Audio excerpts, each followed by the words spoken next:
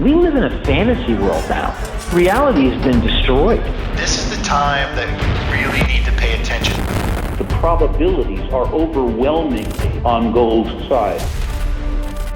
That is the best environment to see gold increase its value. Welcome to Palisade's Gold Radio. I'm your host, Tom Bodrovics. Joining me today is Keith Weiner. Keith is the president of the Gold Standard Institute USA, CEO of Monetary Metals, and also holds a PhD in economics. Keith, thanks for joining me today. How are you? Hey, thanks for having me, Tom. Doing good. Keith, you guys recently released your 2025 gold outlook. So why is the world so focused and wanting gold right now? I think there tends to be a lot of emphasis on price action and price momentum. And I'm sure, no doubt there's people that are buying it just because, gold looks interesting. It's the one asset class that seems to be outperforming, others. Usually those people get bored fairly quickly. They're in it for a trade, right? So either gold goes up as they had hoped and then they take their profits and get out, or gold goes down and they get frustrated and take their losses and move on. But billions of people around the planet buy gold and own it and hold it for the long term, not because of momentum, but because, you could call it hedge, you can call it insurance. But, at the end of the day, if you look at what a fiat currency is, it's a thin slice of the government's debt.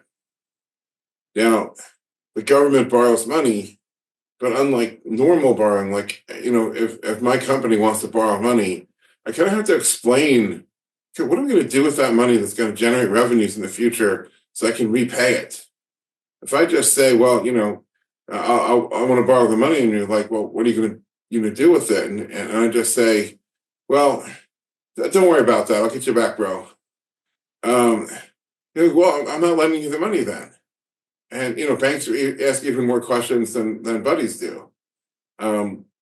So, if let's say you borrow $1 million and you buy an apartment building and you rent out the apartments and those apartments generate enough, revenue after paying expenses and taxes and utility bills and everything, and repairs and everything else, that you can pay the interest and amortize the principal, then you have a means and an intent to repay. I mean, there's always a risk, but you have a means and intent to repay the debt. Mm-hmm. You just say, I'm going to borrow it and I'm just going to consume it. I'm just going to go on a bender to Las Vegas and drink and gamble. Then there's no way you're going to repay. And that's what most government borrowing is. Occasionally they build a bridge, they build something that has, or they build an electric grid that has revenue that it's going to generate. And that revenue may be sufficient to service the debt, the bond attached to that, maybe some cases. Historically, that was true. I don't know if tends to be true anymore. But, for the most part, they're borrowing money and they're just pissing it down the welfare drain. And there's, Doge is showing us just how many stupid little drains there are. They're countless. And so there's no means to repay it. And, do you want to be a creditor? Do you want to lend somebody with no means to repay? What's going to happen? And the modern monetary people say, it's no problem. It's all, unicorns and rainbow sparkles. But there is a problem, and that is this is piling up to obscene and absurd levels. 36 trillion, and I said that recently, and someone said it's about to be 37 trillion. I said, man, you blink, it goes up another trill. I mean, so who wants to be a creditor to this? Mm-hmm. Leaving aside the outrageous quantity of the stuff relative to the debt service capacity of the taxpayer, look at the declining quality of it. So as its quality falls, people tend to prefer gold more than, paper of falling quality. And so people are buying gold because of the risks of what, not just the U.S. Fed, but, all around the world, the central banks have just ratcheted up the madness. And gold is the anti-currency. It's the one thing that isn't exposed to that. You have a piece of gold, then you have a piece of gold. It doesn't matter what the Fed does or doesn't do. The gold is still the same piece of gold. And I think, and I've been talking about this obviously for a long time, but every once in a while you get a new wave of buyers that are discovering, they didn't necessarily discover it when the global financial crisis happened, when a lot of people came into gold in the gold world at that time, including myself. Before that, I had my nose to the grindstone building a software company. I sold the software company right before everything blew up, and watching it blow up, saying, what is going on? How do I protect myself? Came to realize gold, it's not that the price of gold is going to go up, although, boy, has it now, for the last 15 months, this thing's been on a tear. Mm-hmm. But it's not gonna collapse. It's not subject to use and abuse the way the currencies are. And so global financial crisis 2000, let's say 2009, a lot of people came to gold. Then obviously COVID, the madness ratcheted up a whole nother level. A lot of people came to gold who hadn't previously. Now I think again people are coming to gold who hadn't even necessarily done it during the global financial crisis. And with each wave, you see the price rise. You see a whole new bunch of people come in. Some of them are going to sell when they get bored, but a lot of them will stay and they'll hold a certain amount of gold that they don't, intend to sell. And that's obviously the process of the price, making its new. But I just posted today on Twitter. I prefer to think of it as the dollar falling rather than gold rising. Mm-hmm. We had a very interesting round number today, not in dollars, right? So dollars, it's over $3,100 per ounce. In grams. But in pricing the dollar in gold, mm-hmm. It fell below 10 milligrams of gold per dollar. And when this whole thing started, the Fed was created, the dollar was 1,500 milligrams. So from 1,500 to 10, or 150 to 1. So what is that? 99 point... I'd be able to do that math at this hour of the day isn't good, but not better than 99.5, worse than 99.5 to 1 loss in value as measured in gold. Well, there's also a chart that you've posted before showing dollars in gold, and it just down and to the right. It's a horrible looking chart. That's it. And where does it end? Well, we know, because all the other fiat currencies that have come before go to zero. And we shouldn't be cheering it. I mean, if the dollar is zero, that means the price of gold is infinity. We shouldn't be cheering that because, okay, sure, if you own gold, maybe you have more purchasing power, but, your entire world, your entire civilization is collapsing. And if all your neighbors are basically broken, impoverished, and starving, that may not bode that well for your ability, first of all, to buy goods in the first place, because production is going to seize up. And secondly, places in the world like in Caracas, Venezuela, suppose you show up in a Ferrari and, you're not the president or, a top government, military guy, they'll kill you. Mm-hmm. Either to take the Ferrari or just to destroy it and you, because they're just angry and envious. Is that the world that we want to get to? Well, no. Is that the world that we're going to get, whether we wish it or not? To, quote my old friend Aragorn, well, that may be what's upon us, whether we wish it or not. Mm-hmm. So, Keith, as we think about, not just the people that have come to want to buy gold, but also the countries that are recognizing this ability for the U.S. to service its debt, is this, in a way, also the recognition by the rest of the world and these bigger economies recognizing the weakness and this inability to service this debt, and therefore, basically this is a move to de-dollarize the rest of the world and moving towards that neutral asset? I've said and written so much about this, at the official level, and the same thing at the institutional investor level, there isn't really an ability to express we don't like the dollar, mm-hmm. Sentiment. That's how the system is wired. If you're a finance professional, you're going to make your money by working within the system, not by telling your clients to take all the chips off the table. If you're a foreign government, this is how payment flows are done. There is no other currency that remotely comes close to being able to do what the dollar does for them. And so, privately, they're wringing their hands and tearing their hair out, and many of them saying they wish for an alternative, and they've tried various alternatives. They keep trying to have some sort of combined, BRICS type currency. It would be like the euro, only worse, because there's even less in common. You say, what does Greece have in common with Italy and Germany? Well, not that much. What does Brazil have in common with South Africa, India, and China? Even less. And by the way, the Indians and the Chinese are killing each other's soldiers at the border, on and off. They'd like it. Russia had for a while accepted Indian rupees until the Russian finance minister said, we're not going to do this anymore. It doesn't work for us. We're not going to we're not going to accumulate a pile of useless rupees. Worthless, I think he said useless. They'd love an alternative, but as soon as you say gold in the official sector, there's this kind of chill, not in the good sense of hey, be chill, but a chill, comes to the air. Mm-hmm. And that is all sorts of fraught because they want to control their own economy. These aren't exactly free markets. And, gold is the money of a free market. They all want to control their people. They want to control their economies.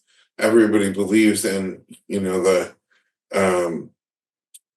platitudes of Milton Friedman. Well, if the wage is too high, you just devalue the currency, and then, you can adjust the wage without having to go through all those inefficient, horrible, inconvenient renegotiations of wages between employers and workers. They want to have all that control. Now you say gold, and it's like, well, they want to have their cake and eat it too. They want to have something that they can control and let it slip and manage their people and subsidize this part of the economy and suppress this part, do all the things that governments love to do. But at the same time, have something that's going to be a neutral currency. And, it's kind of, they're looking for a unicorn. I just wrote a chapter, I wrote a chapter and contributed to a book edited by Max Rangley and former member of Parliament Daniel Hannan in the UK, published by Springer, and it's called Free Trade in the 21st Century. I wrote the chapter on the monetary system, saying if you want free trade in a free market, it's got to be gold. But nobody wants that right now. So that's the, part of the dilemma. Now, my company, we're all about trying to bring about this revolution and bring gold back. And, there's a real finance need, which is what we're focusing on. And then underlying that is trade and settlement and payments and, a neutral mechanism and all these things that I think at the end of the day, it will be gold. But I don't think it's imminent. Mm-hmm. I don't think the world is ready to recognize that now. And I think they're going to continue to stumble and lurch and use the dollar unless the US government makes it impossible for them to use the dollar. Which so far, they're making it more difficult, but I'm not sure I would say impossible. It's funny to me that there's not this recognition, or there's not let's say a widespread recognition that countries can't run their balance sheets like a household. If you have too much debt and no ability to service it, nobody's going to give you credit. So why do you think there's not a more widespread recognition that, countries still need to operate their economies almost like households, where they need to be able to balance their budgets at some point? It's interesting you say that, because the modern monetary theory is so-called, because it's not modern, it's not money, and it's not a theory. Theory has to explain reality. Mm-hmm. And if what you're trying to do is come up with a chic new label to justify stale old socialism, it's not a theory. But they're out there crowing and hooting and hollering that the government is not a household and it doesn't have to balance its budget. But real economists will say, okay, consider the Robinson Crusoe economy, where forget money at all. You may not have money, may just be a very, very simple thing, but you can't consume more than you produce. Right? That's got to be the most fundamental iron law of economics. If somebody didn't produce it, how are you going to consume it? We can all sit here and say, I would like to have an interstellar starship that will go to Alpha Centauri or whatever, right? I'd love to consume that, but it doesn't exist because nobody's produced it yet. or maybe they never will. I mean, I think the laws of physics have something to say about traveling 4 light years, away. But whatever it is you want, it's not there just for the wishing. It has to be produced. And governments are not immune now. Obviously, governments can issue their own currency, sure, but all they're doing is when you look at the big currencies of the world, the dollar, the euro is kind of a funny case, but certainly the pound, also falls into this category. These are old currencies that once were honest and sound, and then bit by bit, I call it the zombie ship of Theseus. The ship of Theseus is the old philosopher's paradox. That Theseus, geez, I can't say that fast. Theseus has a ship, and every day, he goes down to the harbor and he replaces one board or one nail. And when he's gone through the entire ship and not a single piece of material on the ship is original, is it still the same ship? And then the philosophers, bang their head against this wall, for thousands of years debating this. So anyway, I call this the zombie ship of Theseus. Bit by bit, you replace all the things about that ship that have been sound with stuff that's rotten and unsound. Mm-hmm. And that's what they've done with the dollar. So they've done, with the pound and other currencies. And, the whole thing just goes on momentum for the longest time. And, not just because of reputation, but because all the trade relationships are in place. You borrowed what were called dollars, in 1900, and that was a gold liability. And then, since this gold liability then is deemed to be irredeemable after 1933. But, you go on servicing the debt. I gave a talk at the Harvard Club in New York many years ago, a decade ago or something. And on the, outside the room where I gave the talk, there was all this memorabilia on the walls. And I took a photo of it, and I've used it in some of my articles. Was an old gold bond issued by some railroad company in 1902, I think. And it actually specifies right on the face, dollars and blah, blah, blah, blah, blah, but it's repayable in the standard gold coin, the gold coin that existed at the time. And of course, and it had a maturity of 96 years, 96 and a half years. So it matured in like 1998. So after 1933, the railroad kept paying. I'm assuming the railroad survived or merged into something else, Union Pacific or whatever. They kept paying on this thing, but now they're paying irredeemable dollars. So the relationships between creditors and debtors are still intact. The economy is still moving forward, and they're still getting paid essentially an annuity on this old investment. And, it takes a very, very long time for this to all get killed off. Meanwhile, gold is, very famously or infamously by Warren Buffett, sterile, useless, is not reproductive nor procreative, not used for finance, trades on the futures exchange along with frozen orange juice and pork bellies. And so, the system holds together. It has an immense network effect. The network effect of the dollar is probably the world's preeminent network effect. There's so many people cemented into so many relationships with it. It doesn't go away quickly, no matter how much they abuse it, at least for a long time. Of course, everyone loves that Ernest Hemingway quote, how did you go bankrupt? Asked one of the characters in one of his novels. I don't remember which one. And the answer was, at first slowly, then all at once. Mm-hmm. And, the question is, okay, when is the all at once moment? And it's not yet. It's coming. I mean, there's going to be this catastrophe when it happens. Mm-hmm. And, is that going to look like other countries officially repudiating it? Maybe. Is it going to look like gold owners repudiating it? Is what I think it's going to be, permanent backwardation. Mm-hmm. But it's not yet, because all the other currencies are going to go first. And, we still have euros and pounds and all these other things, and one by one, they're going to go away. So for now, the world holds together. And gold is $3,100 and something dollars, and, i.e. less than 10 milligrams a dollar. Mm-hmm.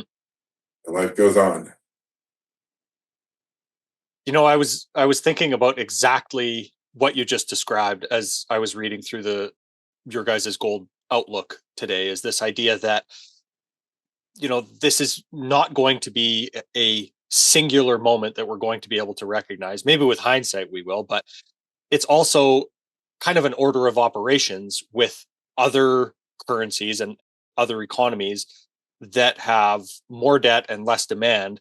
Those are going to fall first. And I think that that's a really important point to remember when, we see these reports that, the dollar is failing imminently.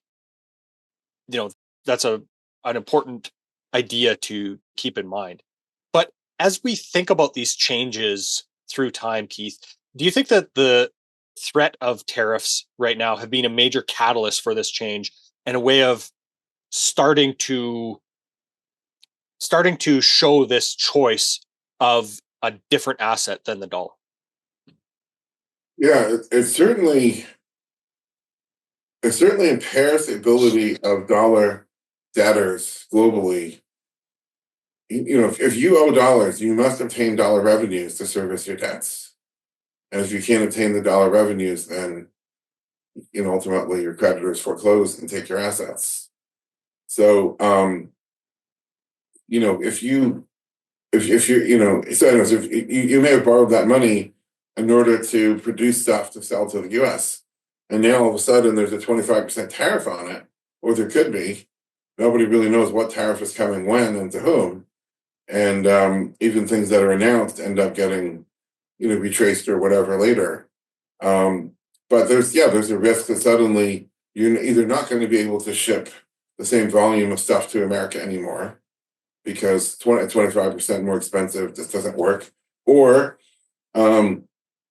the White House is certainly busily saying that ultimately the vendor is going to have to absorb the tariff if he wants to keep selling. But then there's the problem, which is debt service only comes out of net profits. So if I sell you a widget for $10, I don't have $10 of debt service capacity. If it costs me $9.99 to manufacture that thing I just sold you for $10, I have 1 penny. And now if I have to absorb a 25%, or part of a 25% tariff, obviously my net profit's going down. And so that impairs my ability to service the debt. Mm-hmm. If my ability to service the debt is impaired, what does that mean for my creditors? Well, maybe my creditors want to sell some of that debt and buy something else that isn't at risk of defaulting. Gold has no default risk. Whereas, my bonds or the credit of my bank ultimately that lent me that money, is at risk of defaulting. So yeah, there's, in a certain sense, there's a re-rating of credit. Now, the dog, there's a curious story of what I call the dog that did not bark in the night. There was a Sherlock Holmes, I think it was the Head of the Baskervilles, I don't remember which story it was, where there was a murder. There's this dog that's very excitable and it barks a lot. Didn't bark at the time of the murder, which Sherlock Holmes picked up on and said, well, then the murderer must have been very well known to the dog. The dog wasn't upset at that murderer being there. And therefore it had to be so-and-so, even though he wasn't the prime suspect. There's a dog that's not barking in the night right now, and that's the spread between junk and treasuries. Yeah, the interest rate structure has ticked up a bit, but junk bonds haven't really sold off relative to treasuries yet. And why not? I mean, just the rise in interest rate alone should have impaired them, let alone all the stuff that's going on economically. And so, I go back and forth. I have a buddy who's an investment advisor and kind of fintech junkie, like me. And we always go back and forth, especially when we get out on the golf course. We're always talking about what is the explanation? What are they doing? And the regulators have given a nod to various institutional buyers to buy this paper and not take the haircut that they would, have to, ordinarily. They're relaxing regulations. So, okay, that's not going to end well. They're using the pension fund. So this is the problem with abuse of credit: is you treat all this stuff on this giant balance sheet as a slush fund for political purposes.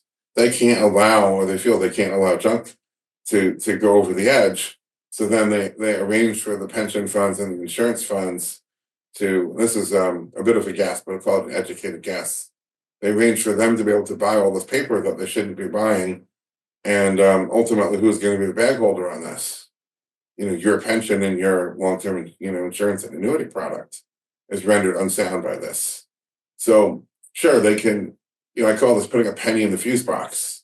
If that fuse keeps burning out, you may say how inconvenient it is. It's now, Sunday evening. I can't get, the hardware store is closed. I can't buy another fuse. You just stick a copper slug into it. Well, okay, that allows you to keep running the hair dryer and the oven and the power tools and whatever.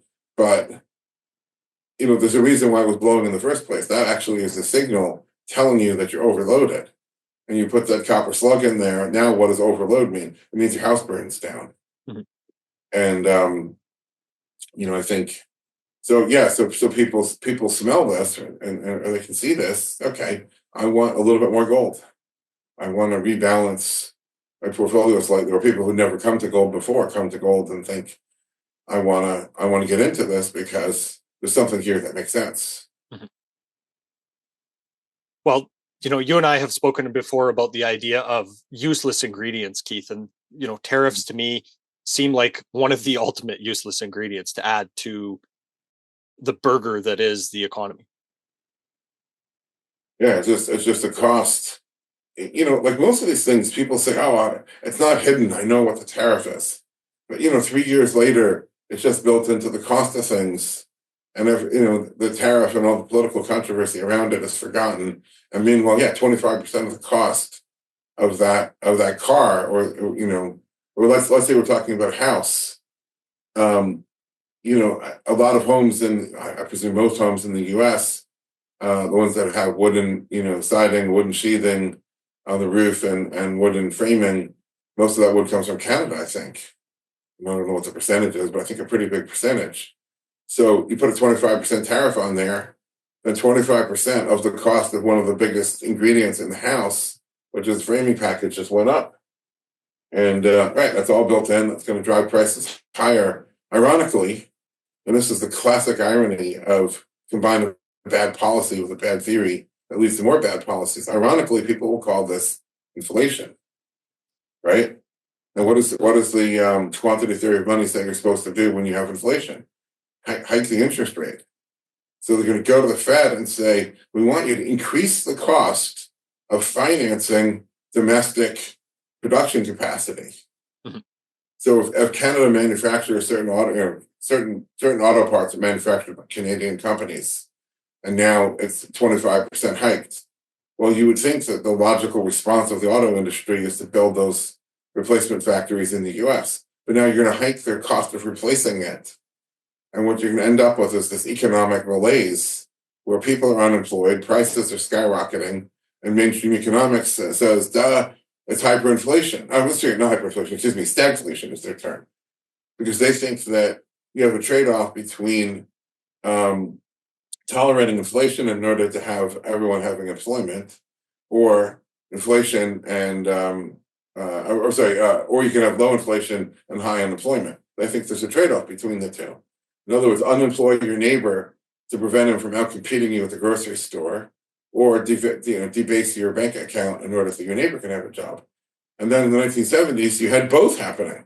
You had skyrocketing prices and skyrocketing unemployment. So that instead of rejecting the theory, instead of saying the whole theory is wrong for presenting this trade-off, no, they just coined a new term, stagflation. Mm-hmm. And I think, if this tariff stuff continues, then it becomes really broad. And of course, other countries are going to retaliate. That's what we're headed towards. And then they're going to hike interest rates or try anyway. Now, what do you want to be a creditor if they're hiking interest rates? Well, no, for two reasons. One, if you buy the bond and then subsequent to your purchase, they hike the interest rate, you take a capital loss. Interest up, bond price down. It's a seesaw. It is a strict, rigid mathematical inverse. So who wants to buy bonds in a rising interest rate environment is one set of problems. Right around 1980, there was a term that they used in Wall Street. They called bonds certificates of confiscation, because every time you'd buy a bond, you'd take a capital loss, and the capital losses kept coming. That's one problem. The other is if the interest rate is variable to the borrower, and the borrower is barely able to afford his payment when the interest rate is 4%, what happens when the interest rate goes to 6% or 8%? He's going to be squeezed to default. Mm-hmm.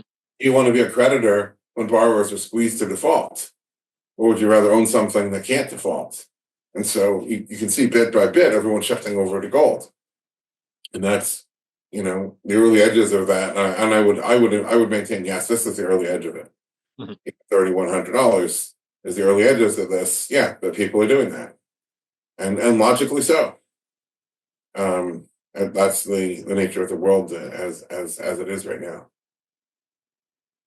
So, Keith, we've seen the Fed, as you said, really try to combat inflation by raising rates, and their verbiage was rates are going to be higher for longer. So has this change in strategy and interest rate that we know operates with these long and varied lags through the economy, has that taken much of its toll now? And has that excess been wrung out of the system in a way? I don't think so at all. So before the interest rate hikes, on our podcast at Monetary Metals, we did the month of October in honor of Halloween nominally, but the topic was zombie credit. And so we had zombie month for October, and we had a bunch of guests on our podcast that were, academics and others that were looking at the phenomenon of zombie corporations. So zombie is not a term, coined in some dank corner of the internet.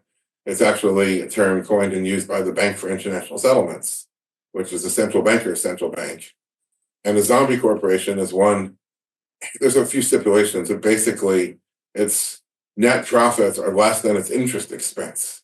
That is, it can't even service the interest, let alone amortize the principal. Mm-hmm.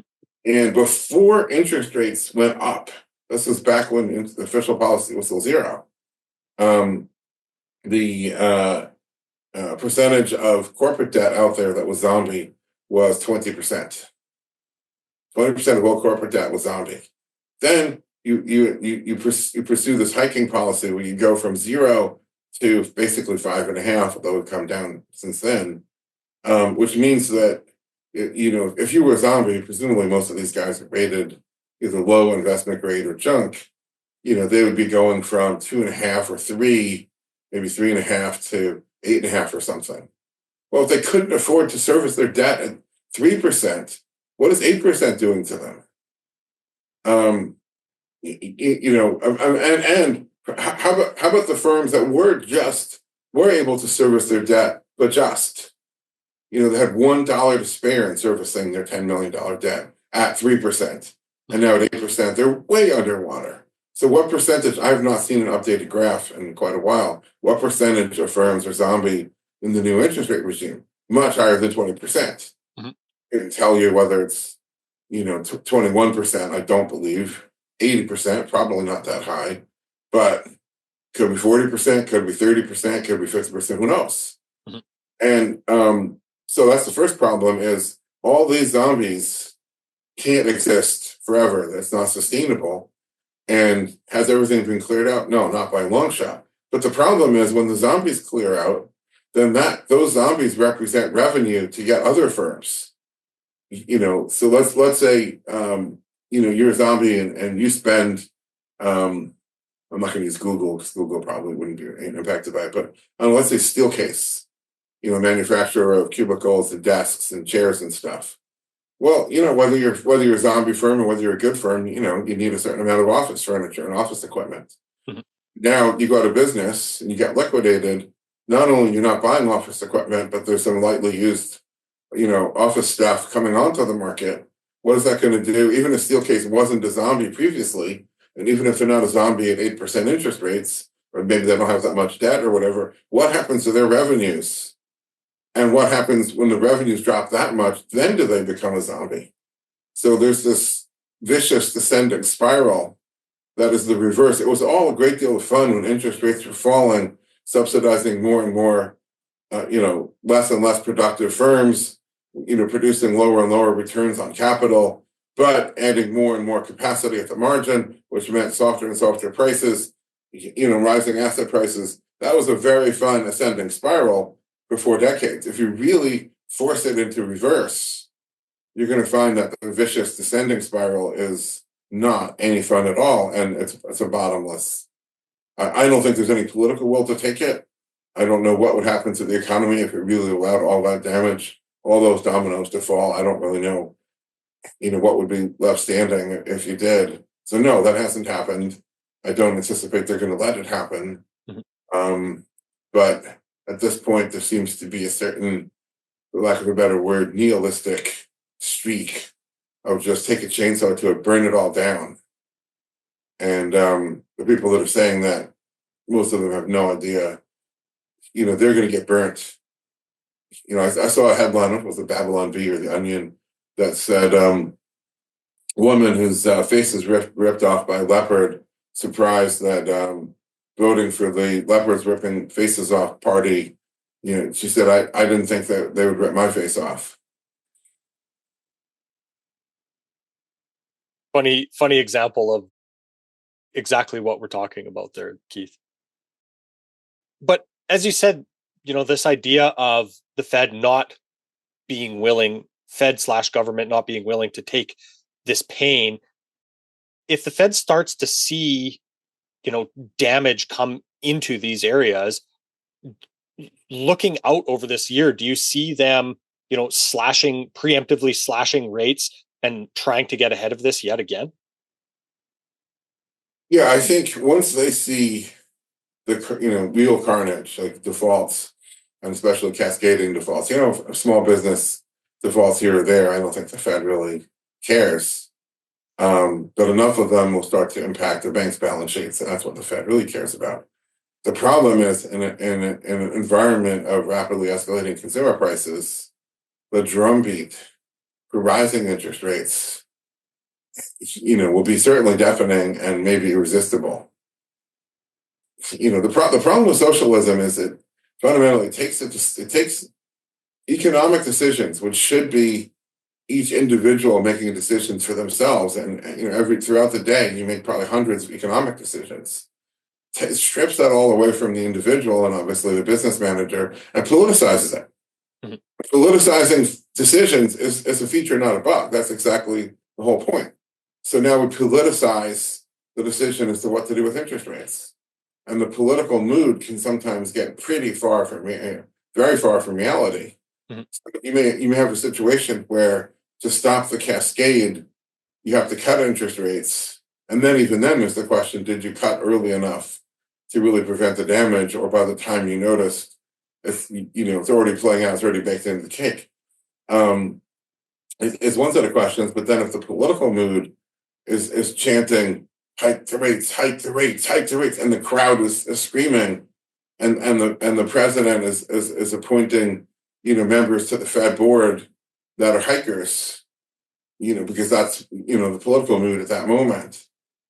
And politics can be very strange. What if they somehow position those who want lower rates as liberals, and in a MAGA environment, well, anything liberal is bad, and therefore, like look at Silicon Valley Bank. The failure had nothing to do with the politics of Silicon Valley Bank, right? They had loaded up on 10-year treasuries, and then when they had to run on the bank, the value of their asset had fallen because of rising interest rates. But they were, in the conservative media, they were portrayed as they were DEI, mm-hmm. right, and ESG and all these bad acronyms. They were practically run by the crowd at Davos. Klaus Schwab was practically the honorary chairman. Once that feeding frenzy develops and they demonize them and say, oh, they deserve to go out of business because they're a bunch of liberals. Whether it's true or not doesn't matter anymore. Now that the crowd is chanting for their heads, you could end up hiking into this mess. I guess I'm arguing that, yeah, you could end up with a giant wipeout and, half the economy defaulting and who knows what, comes after that. Mm-hmm. We're in uncharted territory. So what does that in turn, let's say if we do have this current, the current Fed chairs that are in place and they see this happening, they do go to slash interest rates.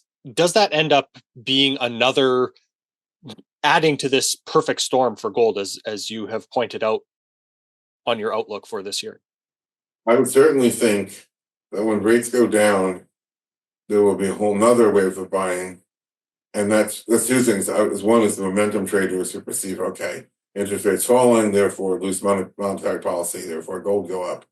But the other is the opportunity cost, right? So if you own gold, other than with monetary metals, we pay interest on gold, but if you own gold, normally you don't get interest on it.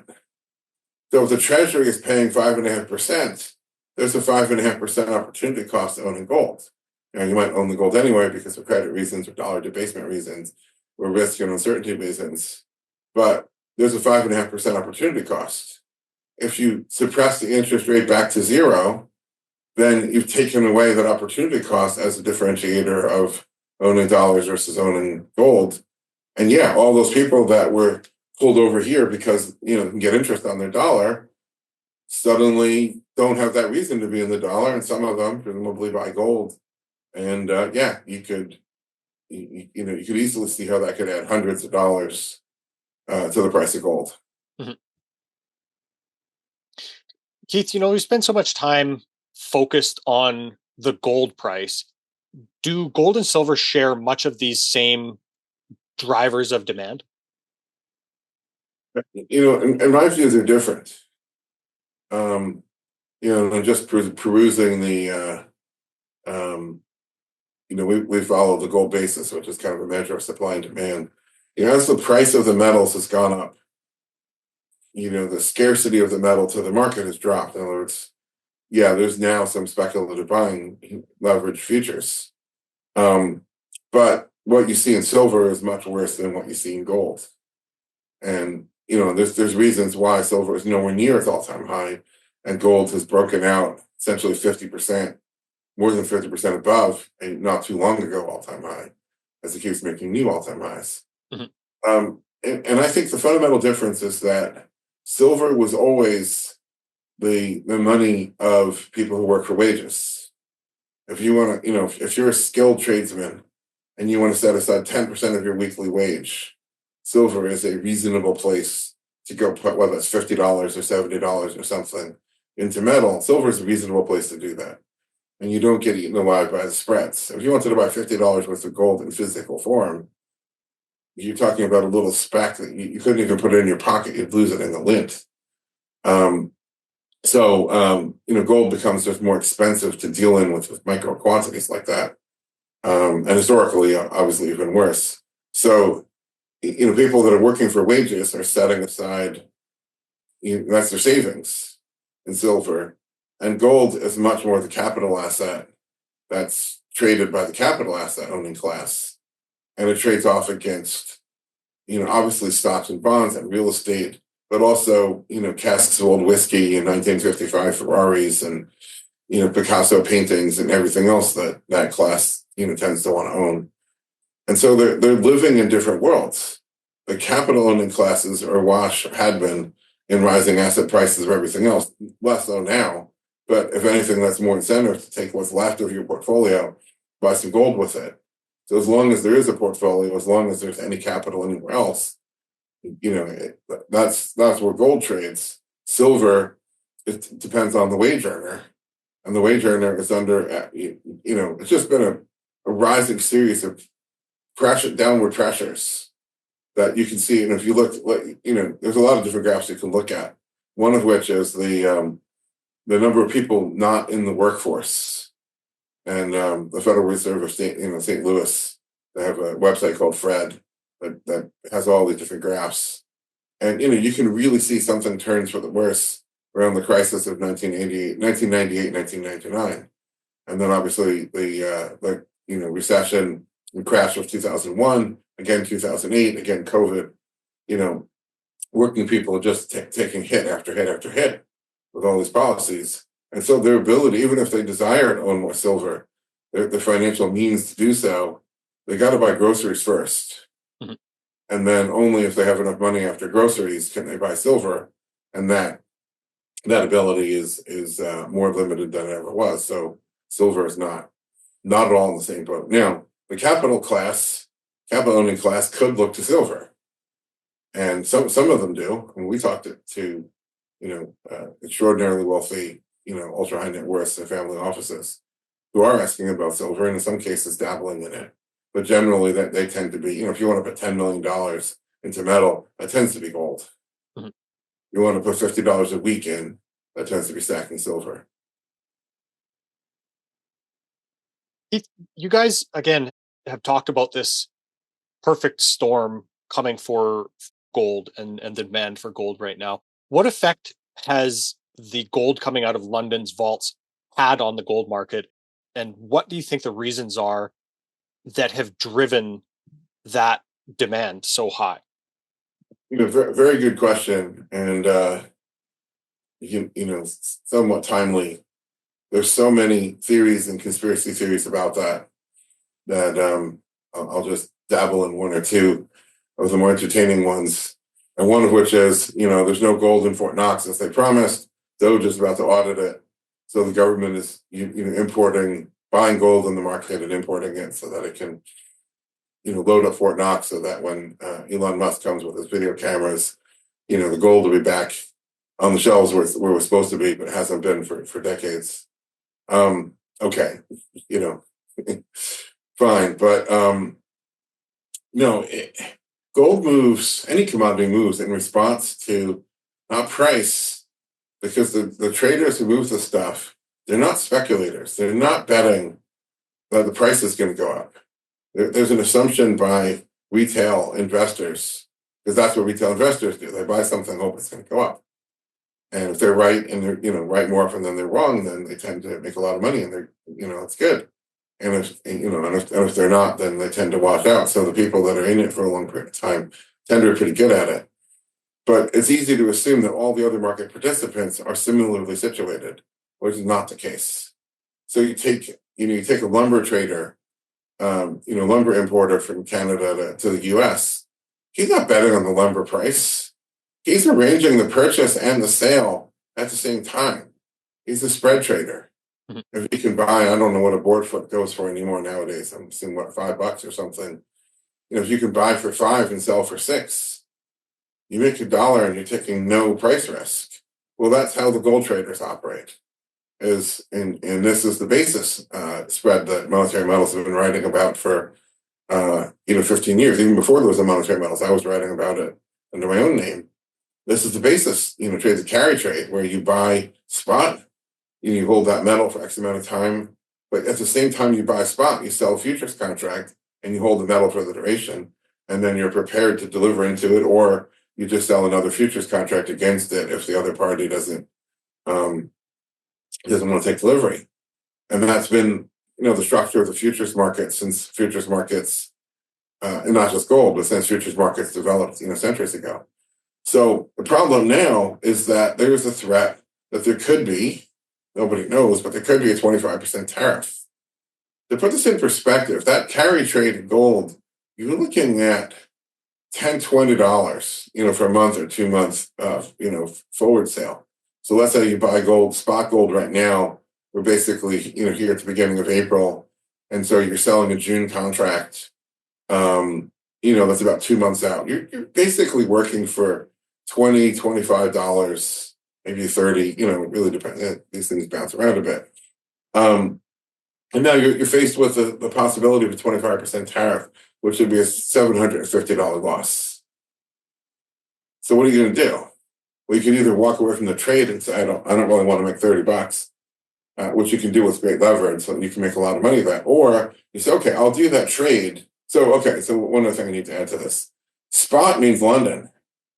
Futures means New York. So you're buying physical metal in London and you potentially have to deliver it to a futures contract in New York.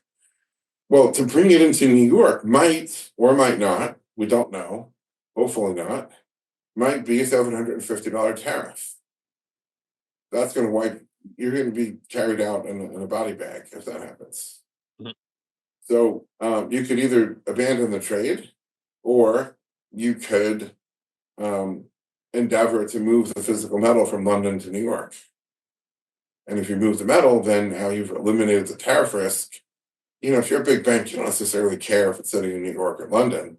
You just move it over. Moving is going to cost less than $1 an ounce in quantity. It's not that expensive. And then you preserve the posture of your trade. You're making money on it. You're happy. So people are moving the gold in response to the tariffs because they're carrying big positions. You've got to get the gold in before the tariff slams the window shut, if it does. And so it's a response to the risk. Mm-hmm. what could happen? Well, you don't know. And even if you have an opinion, and I do, that I don't think they're going to tariff gold. But even if you have that opinion, if you work at a bank, it's, there's risk officers, there's a whole risk management group, and they're going to come in and they're going to ask those questions, and they're going to say, well, we can't be certain of that, therefore, move it. And you, the gold trader, don't really, it's not how a big bank works. You don't get to say no to the risk management group. So all the gold comes in, and then one of the ironies of ironies is the gold book community loves to look at, COMEX inventory levels. And when COMEX inventories are going down, they start to say that's going to be incredibly bullish for gold, because when they run out of gold, there's going to be a signal failure and all these things. And now that inventories are rising, well, that's bullish for gold as well, because, wait a minute, is falling inventories bullish or is rising inventories bullish? Mm-hmm.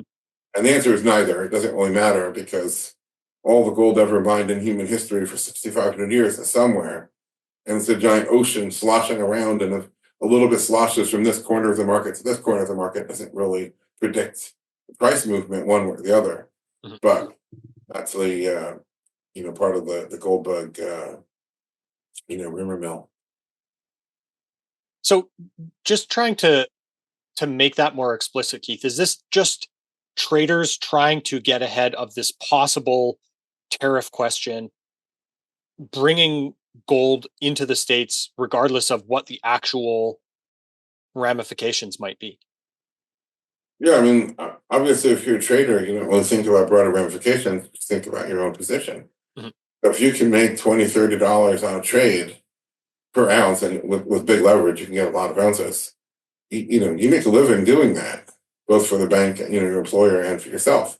Mm-hmm. So you're doing that trade, and then if the risk people say move it from London to New York to avoid the tariff risk, okay, fine. So you put it on a boat. There certainly are plenty of precious metals vaults, in New York, and New Jersey and Delaware. I mean, it's that whole area. It's like a 50-mile radius or something. I forget what the COMEX spec is, but all the way down to Wilmington, Delaware, is included in that, and the Delaware Depository is one of the eligible vaults. So you just bring it to one of those vaults, you start there, and you don't really care. But it doesn't really have geopolitical ramifications other than, yes, people scramble. You threaten, I'm going to light your house on fire.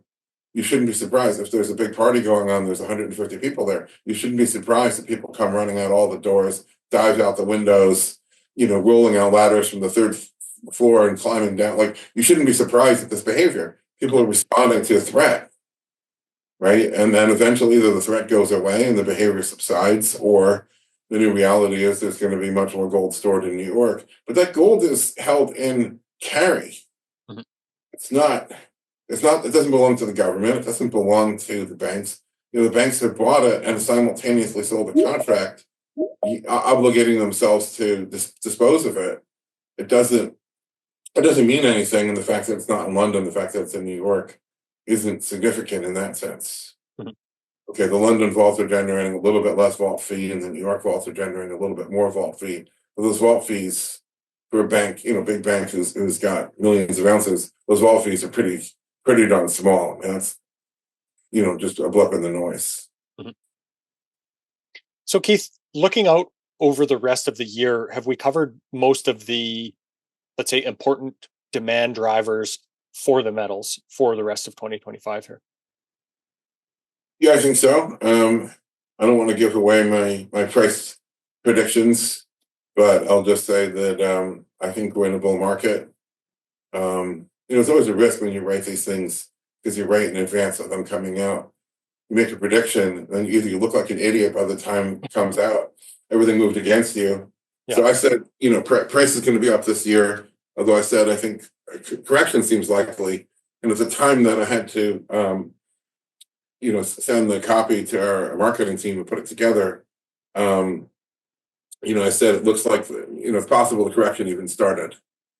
And of course, that turned out not to be the case. And here we are, as of this interview date on March 31, with a gold price well over $3,100. The time I wrote that, it was, we had 29.85. I don't remember. It was, I think, under 3,000 the moment I wrote that. And, it's exciting to watch, obviously, but it's a world gone mad, and I think all the madness is just, we're not even in the first inning yet of madness. And despite being in a bull market, this just doesn't go straight up. There are going to be 2 steps forward, 1 step back. There's always going to be corrections and zigs and zags, and who knows when that correction comes. But right now, demand is relentless. Mm-hmm. So, that'll shift. It'll have to, but that's the mode as of March 31. Although I do say the fundamentals have gotten a little less strong as we measure them. More metal is more abundant to the market at this moment, mm-hmm. as the price has gone up, which is the logical response. At higher price, more people, bring metal, and the price is being driven by buying of futures, more and more buying of futures rather than buying of underlying metal. And the buying of futures is a short-term, trade by its very nature. Right. Excellent, Keith. Well, for anybody that wants to read more of the 2025 gold and silver outlook, that's all available at monetary-metals.com. And of course, very entertaining, very good Twitter follow as well, at Real Keith Weiner. Keith, thanks so much for your time today. Really appreciate it. Thanks for having me. This podcast is for general informational purposes only. Nothing on this podcast should be taken as investment advice. Guests on this show are not compensated for their appearance. Listeners are urged to educate themselves and make their own decisions. Do not base any investment decisions on the information contained. To view our full disclaimer, please visit our website.